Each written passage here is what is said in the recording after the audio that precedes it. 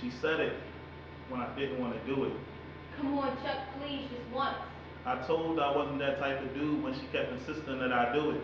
Every other dude ain't afraid to do it.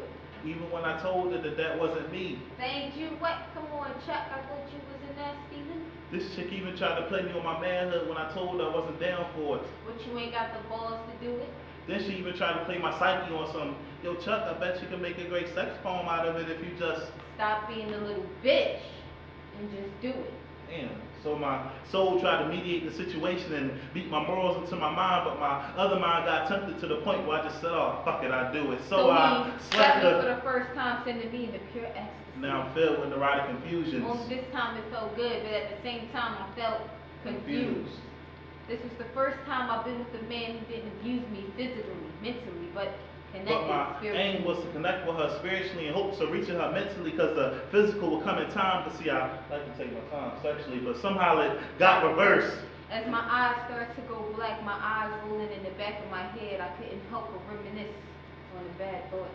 As her hazel eyes started to mesmerize my soul's aura, as I sit there looking deeper into her eyes, it's then that I start to realize that she rides me. She rides the hard stories of her past life from other men before me. She rides me as if this temporary feeling of happiness is all she needs. She rides me as if fearful what will happen if I don't seem to enjoy it. She rides me like them other dudes forced her to ride her before me. Is that what you like, Daddy? And as I look even deeper into her eyes, it's then that I start to think to myself, like, damn, what the hell did them dudes do to her before me? When they held me down and forced me to partake in sexual acts. I vowed that once I got away, I would never go back. But I guess that saying, never say never, came back as I went back.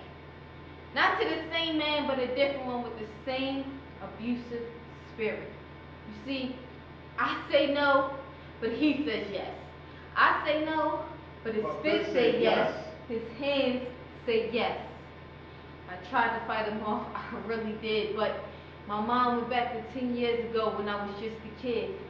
Weak, helpless, hopeless, motherless, fatherless, but not because they wasn't there, but because they was there too often, invading me, hurting me, making me feel as dirty as they wanted me to.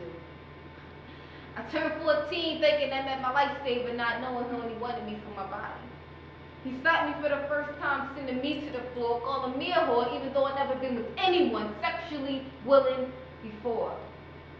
Continued until I called it quits. I slit my wrist, took that Hennessy, cause like Kanye, it's gonna be the death for me. My life since day one was bittersweet, only I've never been genuinely born. It was my parents that made me scorn, and I have done this before, and that's even what this virgin says. Pregnant at 18. The father is my father. Shit. This Hennessy is gonna be the death of me. And I cried too much to the point that my eyes bleed. Until I met somebody who wanted to treat me like a queen. But too late. My thoughts and my Hennessy already wasn't trusting he. And I lost faith in God. Until I had the light shine. Until I saw my lifeline. I held my life in my own hands. It was either that Hennessy or the failure of that kid inside of me. But too late, my thoughts and the Hennessy already aborted thee. He, she, maybe a lawyer, a preacher, possibly even a teacher to teach her. And you see, Lord knows I never heard his cries. I was too busy being victimized, blinded by my own bloodstained eyes. Until God slapped me for the first time, sending me into pure ecstasy. Lifting my spirits, lifting my mind, leaving my past behind only to find that I am a survivor. And that these tears and this pain, it felt amazing. After God slapped me for the first time, sending me into pure ecstasy.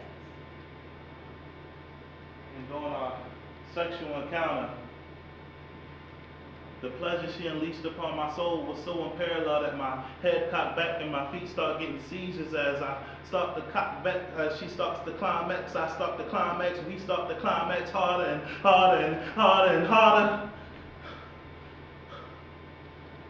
Unaware of the mysteries that surround her soul, neurotic confusions kicks in. And she knows this is the perfect time to cry because she knows I cannot tell between her sweat and her tears, her moans or her cries, her freakiness or what them dudes before her forced her to do against her will. And as I look even deeper into her eyes, I keep thinking, baby girl, if it were up to me, I wish I could push the sun and the moon to the side of me just so I could truly know the depths of your soul. And each star in the sky would be the many boo-boos that I would kiss away if it were up to me. And baby girl, if it were up to me, I wish I could be your protector. I would protect you like King Zulu did for his people, and I would build foundations of love for us like King Kaffa did for his temples of Egyptian kings. And if it were up to me, I wish I could show you how a real man is supposed to love his woman. And as I look even deeper into your eyes, it's then that you start to realize that I'm looking. So it's then that you close your eyes again, trying to hide your soul's pain between your outward beauty. Then all of a sudden, all of them body scars made by past men become that of tomboyish accidents again. And that harsh life that you had lived all of a sudden becomes that of an independent woman again. Your walls come up with a men do not enter sign. And for one moment, for 1 second in time, as I look into your eyes, I could have sworn I saw a woman scorned. And towards the end of our sexual encounter, as she lays bare naked upon my chest, protected by the hands of the man that she unintentionally led herself open to, it's then that I couldn't help but think to myself, as I look at her so angelically as she falls asleep for the night, unaware of the mysteries of tomorrow, it's then that I couldn't help but think to myself, what the hell did all them dudes do to her before me? Thank you.